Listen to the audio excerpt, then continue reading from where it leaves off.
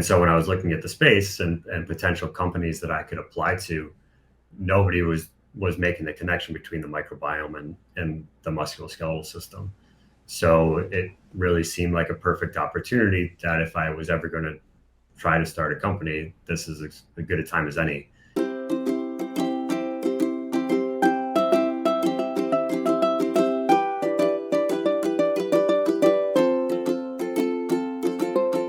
Good morning or good afternoon, wherever you might be tuning in. Thanks for joining us for another live career discussion with one of our Ph.D. alums, Eric Schott. He'll be joining us here in just a quick second. And I'm Jeff Kozlowski, a marketing communications manager here at the School of Medicine and Dentistry at University of Rochester, directly supporting our graduate education and postdoctoral affairs, and excited to bring another live career discussion to you and give you a chance to ask questions from someone that's been through grad school here at SMD and has gone on to do some pretty awesome things in the biotech world. Happy to bring in our guest here. His name is Eric Schott. He is a graduate of our Cell Biology of Disease program here at SMD and is the co-founder and vice president of translational research and operations at Solaria Bio.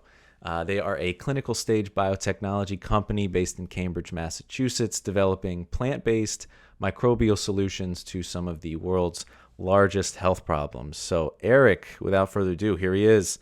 Thank you so much for taking the time to be with us today. How are you? I'm doing well, thanks. Thanks for the invite. Happy to be here. Absolutely. And so, I tried to give somewhat of an intro there, but if you wouldn't mind, tell us a little bit more about who you are and what you do and maybe what Solaria Bio is all about. Yeah, sure. So as you mentioned, I graduated from the Cell Biology of Disease program at the medical school. There I was studying the effects of the gut microbiome on the musculoskeletal system, which was relatively new at the time. There'd been a lot of work in the microbiome in diabetes and gastrointestinal diseases, but very few people had started to make the connection between the gut and the musculoskeletal system. And in particular, I was focused on osteoarthritis in the Center for Musculoskeletal Research. So from there, I can dive into more detail as we go on, but basically had some findings that manipulating the microbiome with prebiotic dietary fibers could protect the joint from cartilage degeneration following injury. And flash forward to where we are now at Solaria, we're focused on identifying novel probiotics from fresh fruits and vegetables. Something I wasn't aware of until I met my co-founder is that everything we eat, every fresh fruit or vegetable, has its own microbiome, similarly to humans have their own microbiome, and they're unique and diverse. And it hasn't been explored before for the probiotic potential. So, we've typically been focused on microbes that are isolated from human stool, that are identified in our GI tract. But nobody looks at the foods that we consume as a potential mediator of human health. We all know that the chemistry and biochemistry of fruits and vegetables with the vitamins and minerals are associated with health, but nobody knows yet what the microbes in those fruits and vegetables, what their capacity to impact human health is. So that's kind of what we're all about. We've developed a large library of microbes that we mine their genomes for particular functions of interest that we know will manipulate the immune system in a specific way. And then those immune manipulations are used to target specific diseases.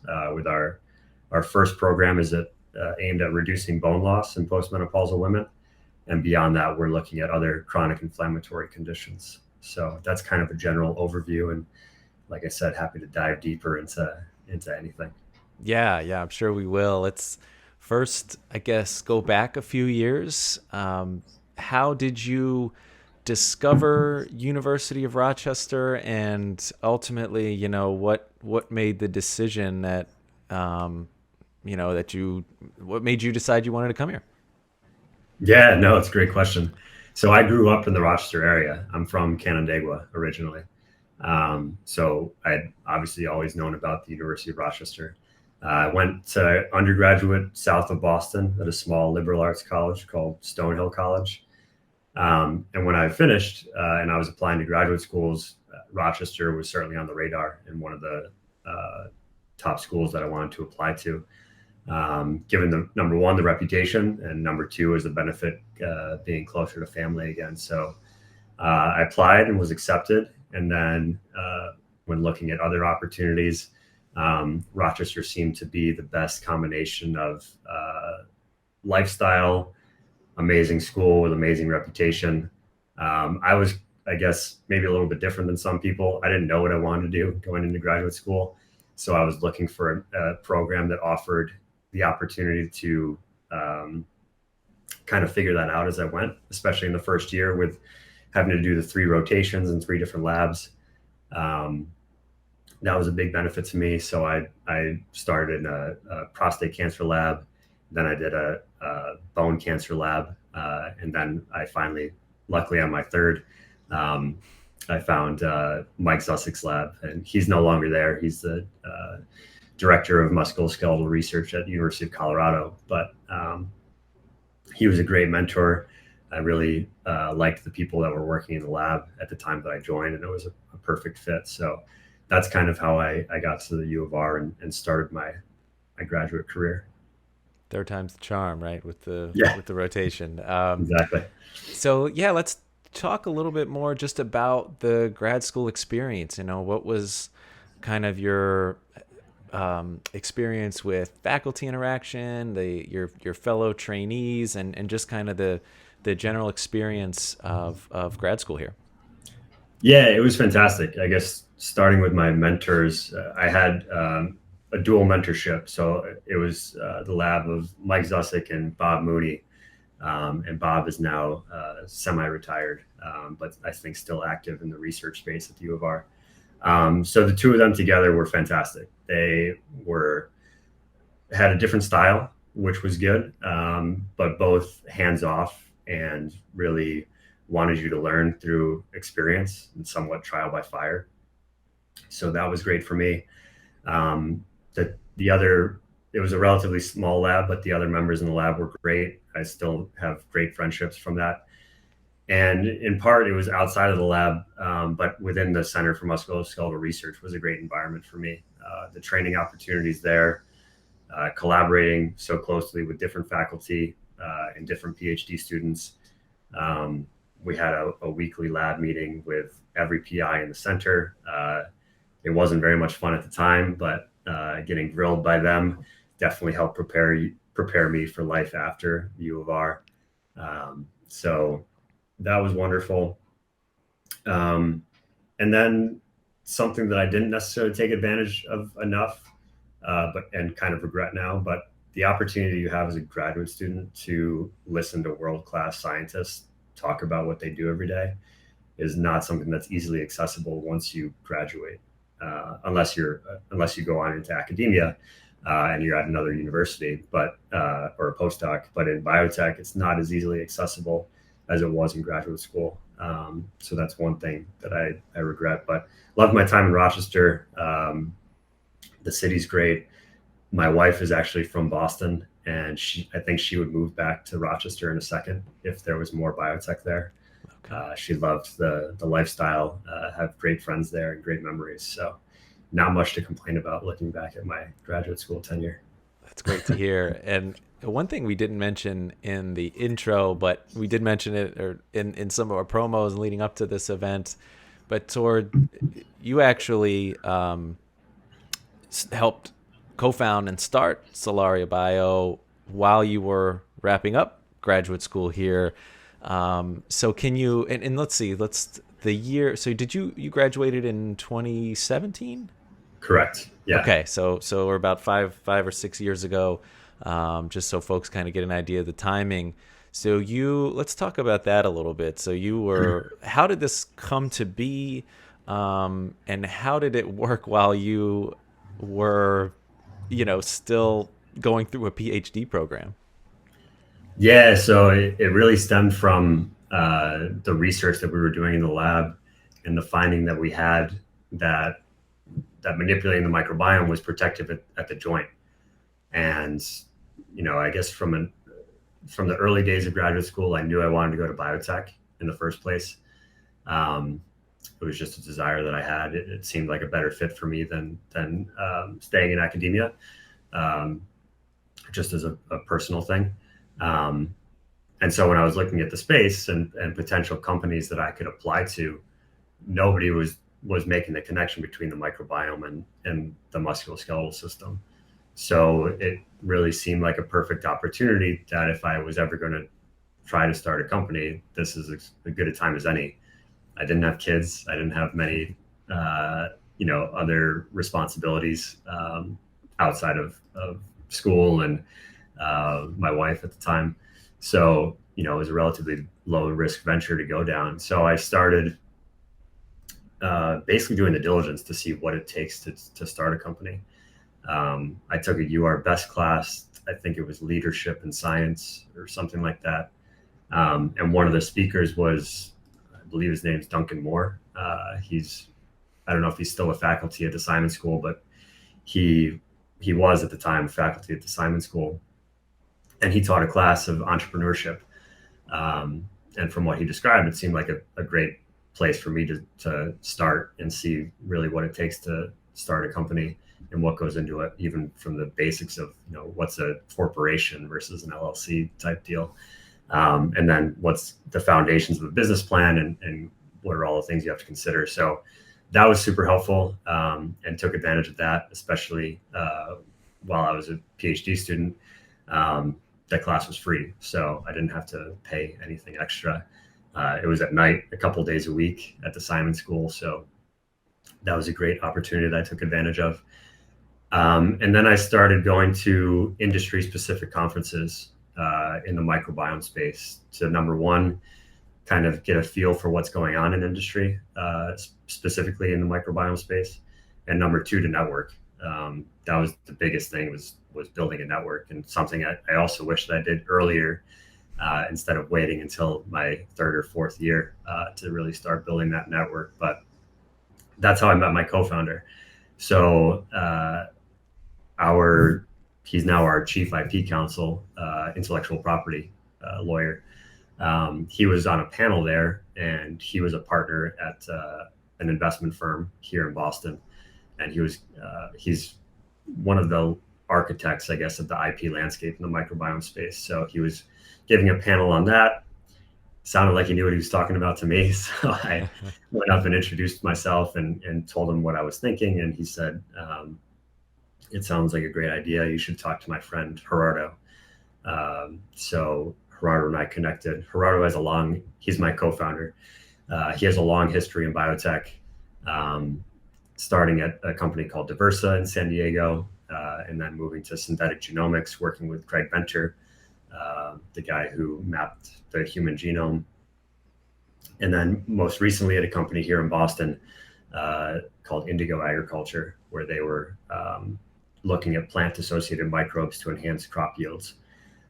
And he had the idea that nobody was looking at plant microbes for human benefit.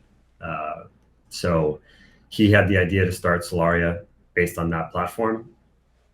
They had entered the Illumina Accelerator program in San Francisco. It's a business accelerator where you get lab space, sequencing, some early startup funds to pretty much get your business off the ground, and particularly in the genomic space. So while they were doing that, I connected with Gerardo, mostly from trying to, again, just network and gather information. So he's been in biotech. He's starting his own company, getting advice on what are the most important things, like building a team, IP, et cetera. And so it's kind of a long story, but at the same time that I was doing this, I was looking for jobs because I knew it was very unlikely that this was going to happen at the snap of a finger. So I was looking for jobs. I was applying everywhere I could in Boston. I had pretty deep conversations with Takeda about a position. And at the time, Gerardo was going to send my resume out to his network. And it turned out when he looked at it that they needed somebody with a clinical and translational background. So actually, he hired me as a scientist first. Mm. And it was after we had been building our relationship and were fundraising for our seed funds, um, that we decided it was a great idea to combine his platform with the indications I was interested in. So we relaunched the company that way. I became a co-founder, and the rest is kind of history. So um, it was a lot of diligence on my own. That's the one thing. There's not a ton of resources necessarily at an academic institution for someone who wants to do what I did or even wants to go to biotech. Everyone is just much more familiar, obviously, with the academic track. So I had to do a lot of research on my own and my own outreach to alumni in biotech and things like that on trying to build my network and figure out the best way to get to where I wanted to be. Yeah, so it sounds like timing played a little bit of a factor. You mentioned no companies were doing what you were doing, and then networking was clearly kind of a huge piece of it.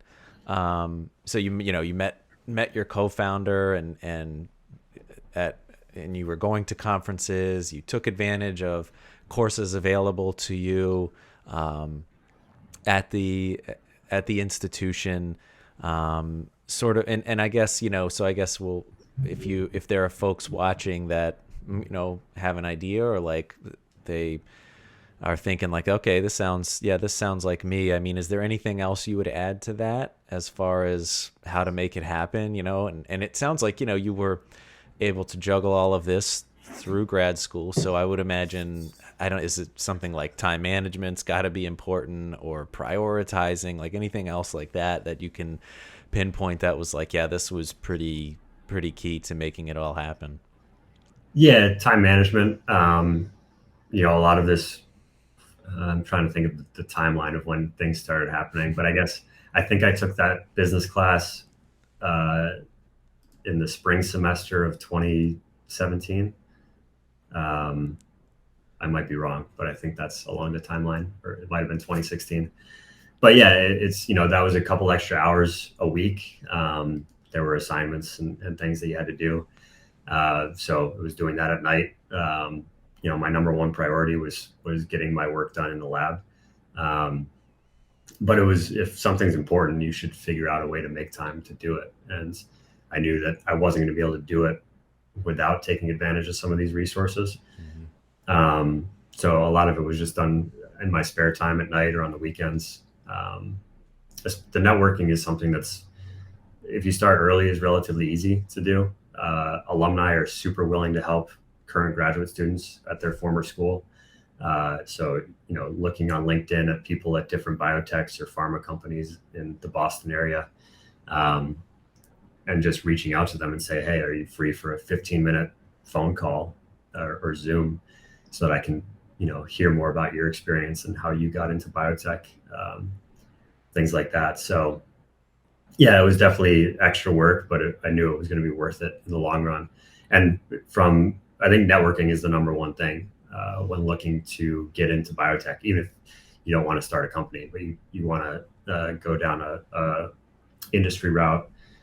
I think we probably hire at least 50%, probably closer to 75% of people from our networks at Solaria. It's just, they're a known entity. If we're looking to hire a position, everyone immediately thinks of people that they've worked with in the past, and they throw their hat in the ring. So it's super important to build your network early. And like I said, the easiest way to do that is looking at U of R alums or wherever your undergraduate was, or if you did a master's someplace, look at an alumni from those schools, and just reach out and say, hey, can I get 30 minutes of your time? And then some of the other things that were, I guess, a little bit extracurricular were going to those industry specific conferences, again, with the goal of networking. So I made my own business cards to be able to hand out. And you just have to be willing to go up to people. It's not early on not the most comfortable thing in the world, No. um, but it's important. And again, if you're engaging and are able to succinctly talk about what you're doing and what your interests are, it's pretty easy to have a conversation from there. Let's talk now a little bit about the biotech industry specifically, and I guess let's talk a little bit about just what life is like. You would consider you're at a smaller biotech company. So what's life like at a small biotech company? It's fun. um, it's a constantly evolving situation. New things come up, and you have to be pretty agile and willing to change direction. Um, but that's exciting. It's a place where you can have a lot of visibility. We have 15 people, so I know, and the CEO knows every person's name. We know all their backgrounds, and we know what they do on a day-to-day basis. So it's a great place to, I think, rapidly grow your career.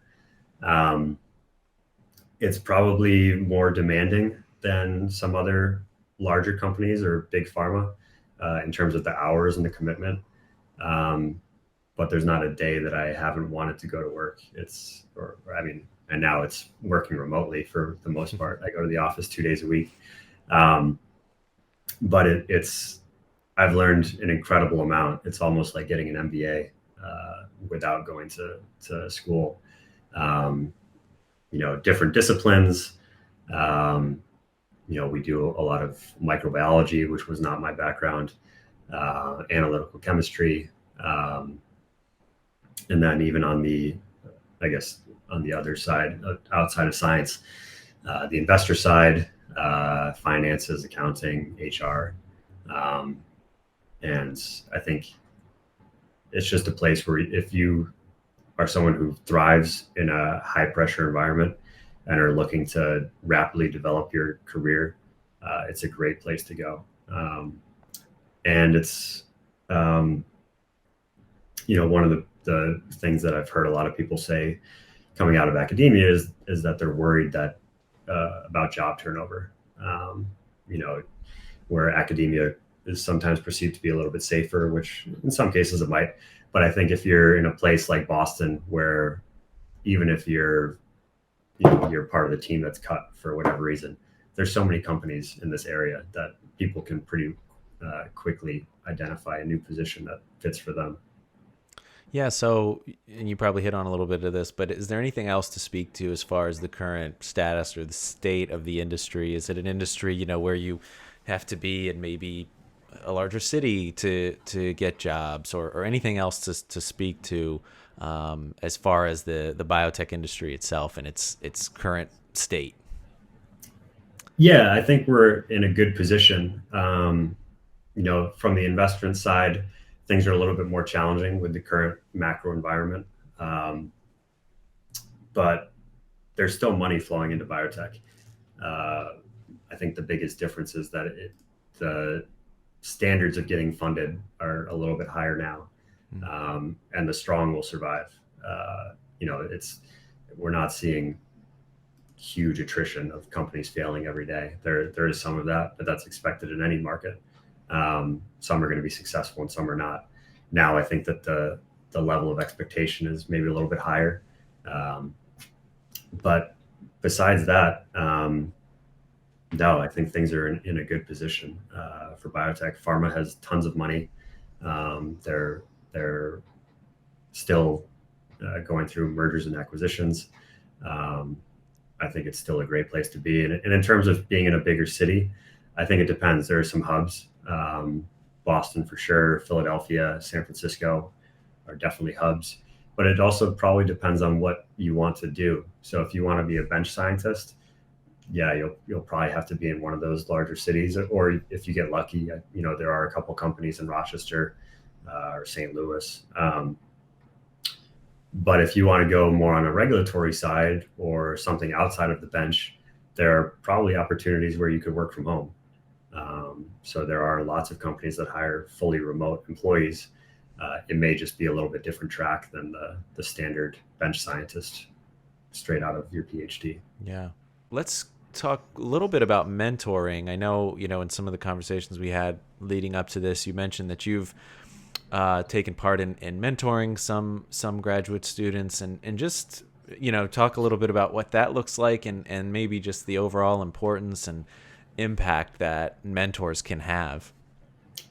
Yeah, they can be huge because so mentors are a great resource because typically they've kind of been there, done that kind of deal. So they have experience that you can easily go to them for advice.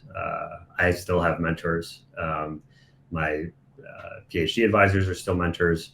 I have a few people here in the Boston area who have been executives in biotech for a few years that are mentors, um, and they're super helpful. Even you know day to day at Solaria, um, they've been through a lot of the things that I'm going through now. So if we're talking about partnerships or things like that, they're great people to bounce ideas off of.